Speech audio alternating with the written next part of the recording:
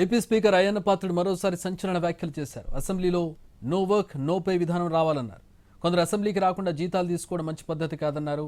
ఉత్తరప్రదేశ్ లక్నోలో జరుగుతున్న స్పీకర్ల మహాసభలో అయ్యన్న పాత్రుడి కామెంట్స్ చేశారు. సభకు అసలు హాజరు కాని సభ్యుల్లో ఎక్కువ మంది క్రమం తప్పకుండా వేతనాలు తీసుకుంటున్నారు, బత్యాలు మాత్రం తీసుకుంటున్నారు. ఒక సభాపతిగా నాకు ఎంతో వేదన కలిగిస్తున్న విషయం ఇది. ఇలాంటి నైతిక ప్రవర్తనతో ప్రజల దృష్టిలో చులకన కాకుండా ఎలా ఉండగలుగుతారు? ఈ రకమైన అనైక్యత ప్రవర్తన ఎలా సమర్థించగలుగుతామని చెప్పి ఒకసారి మీరు అందరూ కూడా ఆలోచన చేయవలసిన అవసరం ఉంది. మనం చేస్తున్నాను.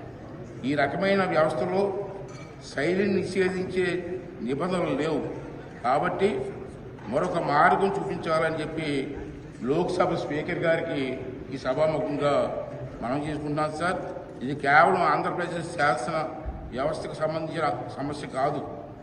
ప్రజలు ఇలాంటి ఉదాహరణ చూపించి ప్రజలందరినీ ఒకే ఘాటన కట్టకూడదు. ప్రజల నుండి వచ్చే విమర్శల నుండి ఎవరికీ మినహాయింపు ఉండకూడదని చెప్పి